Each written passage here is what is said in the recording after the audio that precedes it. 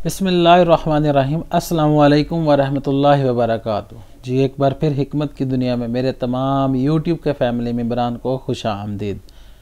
आज हम जिस जड़ी बूटी के मतलब बात करने वाले हैं उसका नाम है अनार का छिलका।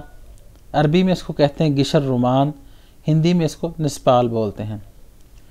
कुदरत की जानब से अता करदा लातादाद नेमतों में ऐसे बेशुमार फ़वाइद पोशीदा होते हैं जिनसे हम वाकिफ़ नहीं होते, उन्हें हम ज़ाया कर देते हैं। उन्हीं में से एक ऐसी नेमत है जिसके बारे में हम सभी जानते हैं, वो अनार है। और इसके दाने हम खाकर इनके छिलकों को हम बेकार सी चीज़ समझकर फेंक देते हैं। इंशाअल्लाह आप ये वीडियो आज की पूरी सुने और उसके बाद उम्मीद है कि आप अनार के छिलकों को जैसे दाने इस्तेमाल करते हैं ऐसे ही छिलकों को ज़ाया नहीं करेंगे और उनको कारआमद लाएंगे। अब बात करते हैं इनके फ़वाइद की, इसकी खुराक की और इसके मसलह की।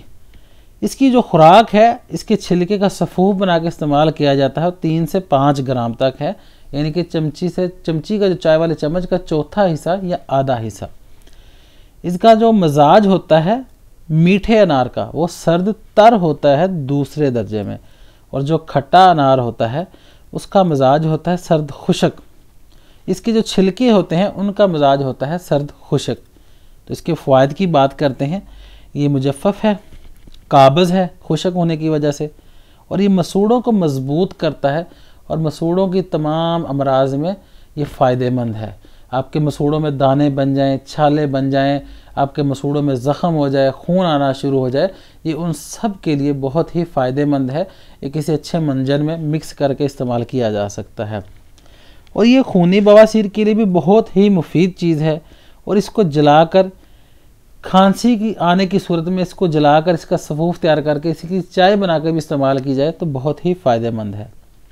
इसका जो मसले है वो अदरक है या सूंड सूखी हुई, और ये सर्द मिजाज वालों के लिए बहुत ही नुकसानदेह है। अब अनार के छिलके की चाय तैयार की जाती है। वो बाज़ार में बने इसके साशे भी मिलते हैं, लेकिन बेहतर ये है कि आप घर में अनार लेके आएँ, अनार को इस्तेमाल करें। इस्तेमाल करके उसके छिलके को धूप में खुशक कर लें। खुशक करने के बाद बेहतरीन साफ़ करके उसका सफ़ूफ तैयार कर लें। जब उसका सफ़ूफ तैयार कर लेंगे तो इसको गर्म पानी 1-2 गिलास बॉयल करें। अच्छी तरह जब पानी पकने लगे उसमें आधा चम्मच इसकी चाय का मिला लें, यानी कि वो सफ़ूफ मिला लें, और उसको ढाँप दें। उबाल आने के बाद दम पे दे दें। जब वो तैयार हो जाए हस्बे ज़रूरत उसमें आप चीनी मिलाएं, शहद मिलाएं, मिला के इसको या लीमून साथ में इस्तेमाल करें तो उसके इस्तेमाल करें। इंशाअल्लाह उससे निज़ाम नज़ाम में बहुत बेहतरी आएगी, बदहज़मी जैसी बीमारियों से निजात मिलेगी। और ये चाय इस्तेमाल करने की वजह से आपके जो दिल के तकलीफ़ के खदशात हैं उसको ये कम करती है, और ये खून का दौरानिया बेहतर करती है, और कैंसर जैसी मोज़ी मर्ज़ों से बचने में आपको मदद देती है। अब इसका एक और नुस्खा है। जो मेरी माएँ बहनें हैं, बच्चियाँ जिनको लकोरिए की तकलीफ़ है या जिनको बार बार पेशाब आता है, खांसी आने की सूरत में पेशाब के कतरे निकल जाते हैं, या छोटे बच्चे हैं जिनको बार बार पेशाब आता है, बिस्तर में पेशाब निकल जाता है, या जिनका मैदा बहुत कमज़ोर हो चुका है, वो खाना खाने के फ़ौरन बाद जिनको हाजत हो जाती है हमाम की, ये उनके लिए एक लाजवाब नेमत से कम नहीं है।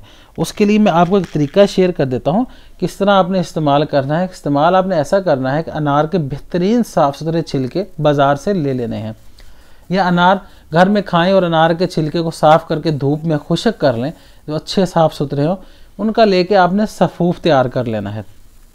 उसका सफ़ूफ तैयार करके आपने अनार के छिलकों का रख लेना है। अगर वो सफ़ूफ 100 ग्राम है या 50 ग्राम है, वो जितना भी सफ़ूफ है उसका डबल आपने शहद इस्तेमाल करना है।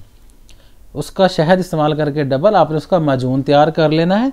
और ये जो माजून है आपने सुबह शाम खाना खाने के आधा घंटा बाद आपके ठंडे पानी से या गर्म पानी से जैसे आपको अच्छा लगे आपने वो इस्तेमाल कर लेना है।